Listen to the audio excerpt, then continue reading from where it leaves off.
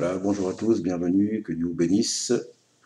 Donc voilà, certains se posent des questions par rapport à ces messages, mais ces messages, bon, Dieu emploie différentes personnes qui ne se connaissent pas à travers le monde et qui ont pratiquement le même message. Donc voilà, ce message, c'est vraiment le dernier mouvement, la dernière vague, le dernier grand réveil avant le grand départ. Il y a eu beaucoup de mouvements. Dieu a employé certaines personnes et des mouvements, mais ces mouvements, à certains moments, ont été contrôlés par les hommes. Donc, on en a fait des dénominations, hein. Donc, là, ce dernier mouvement, c'est un mouvement incontrôlable. C'est le Seigneur lui-même qui le dirige par son esprit. Et c'est lui-même qui sélectionne, et c'est lui-même, par son esprit, qui va exclure ceux qui ne sont pas des enfants de Dieu, quoi, ceux qui ne sont pas nés d'en haut, qui va les exclure lui-même. Quiconque, moi je peux être exclu aussi, n'importe qui, hein, c'est pas un homme qui va décider, c'est l'Esprit du Seigneur qui va exclure toutes ces personnes qui n'ont rien à faire dans son Église, quoi. Rappelons-nous de Saphira Ananias, hein. Le Saint-Esprit a révélé, c'est lui-même qui a fait, et ces personnes ont été exclues et même ont disparu de la terre, quoi. Donc voilà, euh, il y a eu différents mouvements. Il y a eu le mouvement pentecôtiste, ce qu'on appelait le mouvement pentecôtiste, c'est-à-dire le retour au don, retrouver vraiment la puissance de Dieu, le parler en langue, le véritable parler en langue. En 1900, dans les années 1900-1906, ce mouvement a commencé par des personnes totalement inconnues, totalement William Seymour, la plupart étaient des gens de couleur à Los Angeles, donc dans ce lieu, Azusa Street.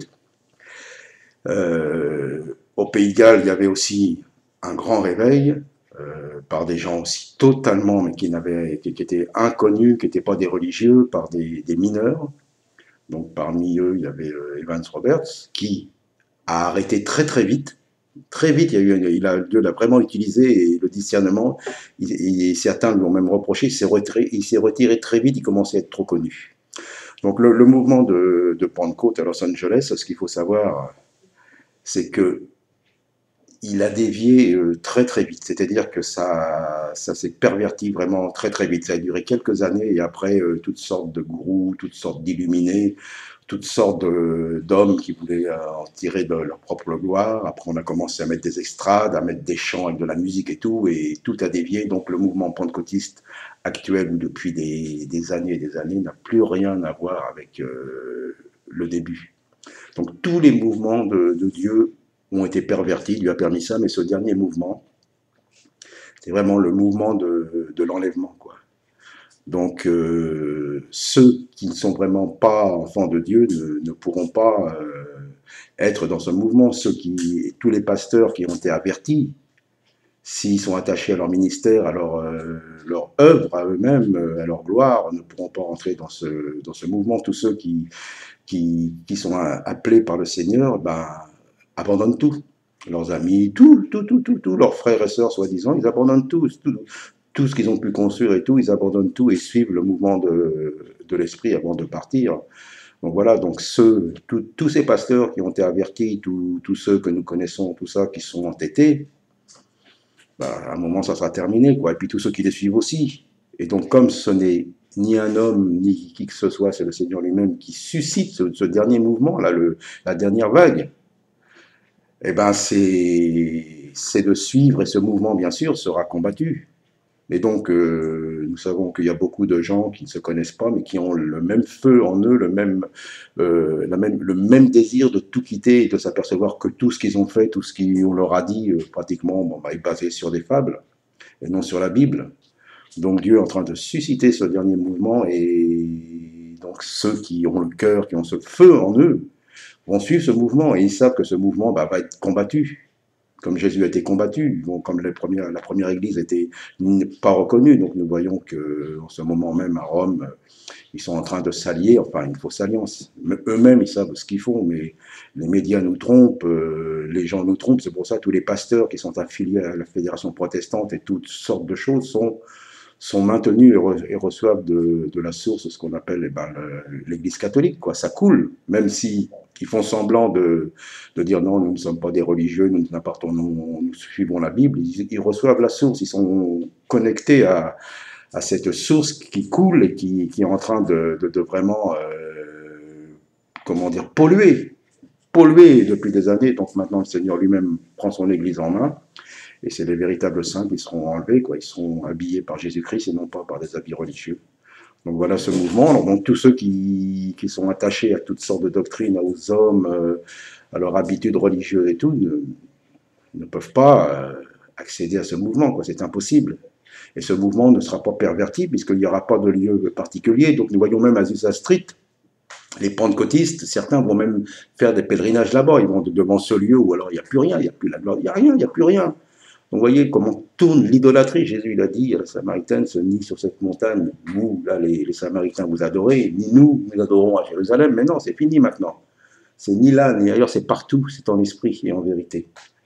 Donc comme Jésus, quand il est ressuscité, il a dit à certains, allez dire à mes frères que je les attends sur la montagne en Judée, et bien voilà, le Seigneur est en train de ramener et de conduire les véritables sur sa montagne. Lui, il est parti de cette montagne, mais là, sur cette montagne, tous seront, il sera au-dessus, et tous partiront avec lui. Mais il faudra aller dans ce lieu. Ce lieu, il est où?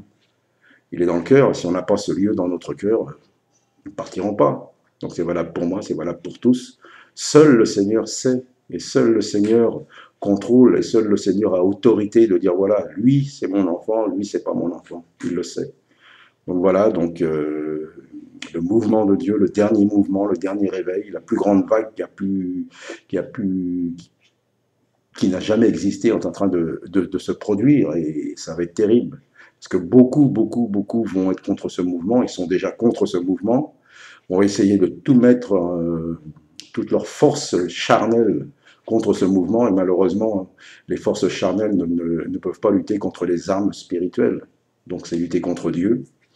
Donc voilà, ce mouvement est là, et ces messages sont là, et nous y sommes. Nous sommes en route vers le ciel, hein. Donc c'est le but. Tous ceux qui sont attachés à se marier, le travail, la bénédiction, tout ça, si Dieu veut qu'on ait un travail bien, ça arrivera. S'il veut qu'on se marie, ça arrivera. S'il ne veut pas qu'on se marie, ça n'arrivera pas, que la volonté de Dieu se fasse. Mais la volonté de Dieu, c'est que nous soyons transformés, que nous soyons avec lui pour l'éternité. Donc voilà. Il n'y a pas d'autre moyen, il n'y a aucun mouvement d'homme. Et ce mouvement-là, il n'y a aucun leader. Il n'y a pas un homme, il n'y a aucun leader, il n'y a personne. Le seul leader, c'est Jésus-Christ lui-même. Donc voilà, donc ce message est là, donc c'est vraiment la puissance de Dieu, mais c'est pas dans la chair, c'est pas dans les fausses guérisons, les fausses délivrances, la fausse exaltation de la chair, non, c'est la réalité de Dieu, la réalité des cieux, la réalité de la véritable Église, celui que le Seigneur a bâti lui-même, et celui qui est le fondement et qui dirige toutes choses. Donc voilà. Et que Dieu vous bénisse, et surtout, bon, je sais qu'il y en a certains qui essayent peut-être de contacter, donc c'est pour ça même les commentaires sont bloqués. Pourquoi? Parce que même qu'ils soient bons, j'aime pas trop les échanges un peu virtuels, moi c'est face à face, donc voilà, et puis même les mauvais, mais on va pas discuter maintenant, ça sert à rien. C'est les fruits qu'on doit produire, et de démontrer vraiment la réalité de Christ, et non pas par des versets, ou non, c'est de démontrer nous-mêmes, et Dieu attestera lui-même, celui-là est vrai, celui-là est faux. Donc voilà, et puis même si c'est pour des bons commentaires, ça ne viendra pas plus, quoi. Le seul qui doit être remercié et qui doit être glorifié, c'est Jésus-Christ. Nous, on n'est rien.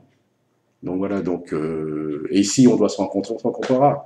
Ne cherchons pas, Dieu prépare les rencontres lui-même. Donc voilà, que Dieu vous bénisse.